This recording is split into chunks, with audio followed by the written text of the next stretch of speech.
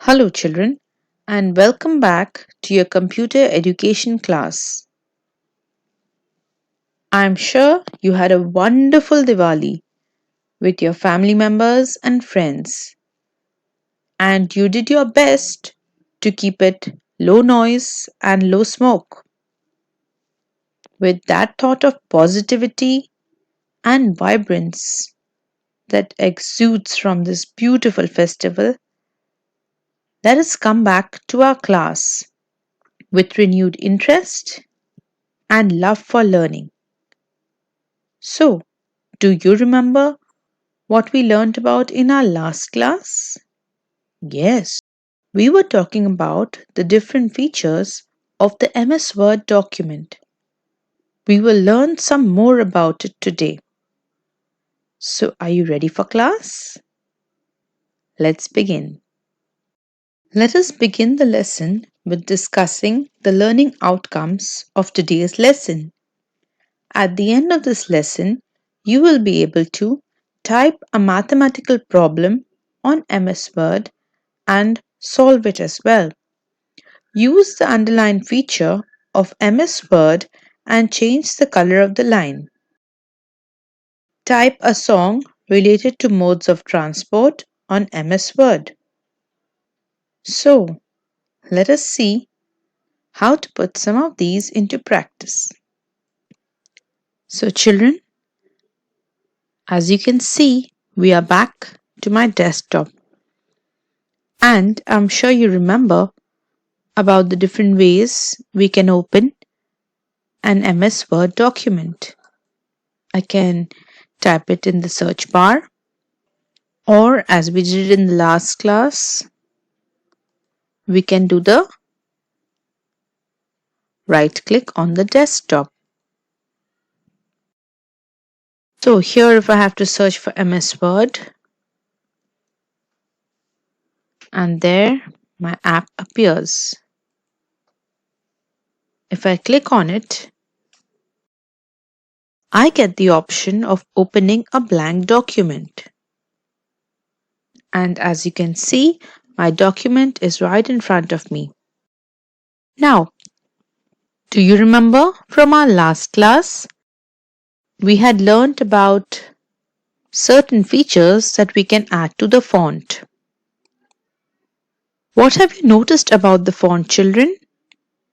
You can see the fonts are arranged in alphabetical order, and the way each font is written is exactly the outcome that will appear once we choose this for typing. You must be remembering how we used B for bold, I for italics, and U for underlining text. Now, when I place my cursor on B for bold, you can see another option is given of pressing Ctrl and B together. If we do this, if we click on Ctrl and hold it while pressing B, my letters will appear in bold. Same goes for italics. I have to press Ctrl and I. And for underline, we are pressing Ctrl and U. And as you can see, there are different lines that I can use and different colors with which I can underline my words. Now, let us think about an assignment. If I have to give you a math problem, will you be able to solve it? Let's see. I can say Shomudeep has 13 marbles. He gives 7 of these marbles to Samriddhi. How many marbles are left with him now? Now suppose I want to underline the numbers and the names. I click on underline, maybe choose a color to make it bold, and I select the word to underline. Can you see? The name has become underlined, and so has the number. Now I had to select the word afterwards because I did not want to underline everything in the sentence. But if you select underline from beforehand, whatever you type, even the spaces between the words and letters, will be underlined. So suppose I go to the next line by clicking on enter and I type something, everything will come in underlined. So I can say Shomadeep has dash marbles left with him now. Can you see? Compared to the question, the entire answer is underlined because underline was selected while I was typing. So tell me, children, what is the answer to our problem? Is it an addition or a subtraction sum? I'm sure you must have learned the terms associated with both addition and subtraction. Yes, since we are asking how many are left with him, it is a subtraction sum. So, can you quickly do the calculation and tell me how much is that coming to? 13 minus 7. 13 is the greater number, isn't it? And Shomadeep had 13 marbles. He gave away 7, so he is left with. Very good. He is left with 6 marbles. Quite noble of him to give away so many marbles. More than half, isn't it? Would you do something like that? Give away more than half of what you own?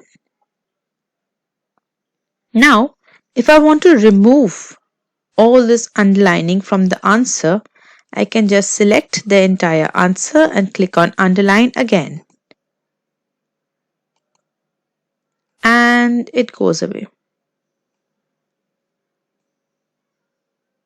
And maybe I just want it for the answer itself. So there it is, 6 marbles. Can you devise a sum of your own? Just the way I have done? Maybe you can give it a try. It'll practice both your English and your math skills. And of course, computer skills because you are typing it in MS Word. I hope you will try typing a maths problem for yourself. You can also involve your friends and family by giving them the problem to solve or solving a problem that is set by someone else. Now, would you like to try another activity? In the previous class, I asked you to type the wheels on the bus since you were learning about land transport. This week, you are learning about green modes of transport as well as water transport. A very familiar nursery rhyme would be Row, row, row your boat. Do you remember the words to this song? Will you be able to type it? As I said, you can always sing along while typing. Would you like me to refresh your memory by singing it for you? Here it goes.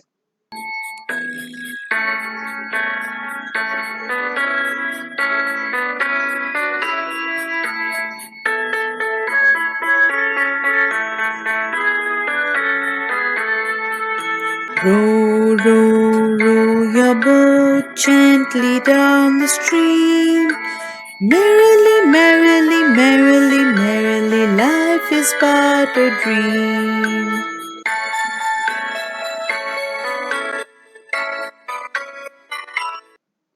So, I'm sure this is a very small song and you will be able to type it with ease. All the best for your activity, children. That was all for today's class, children. I hope you enjoyed the lesson and are constantly revising your work and also your typing. So, until our next class, stay busy, stay safe. Take care, children. Bye for now.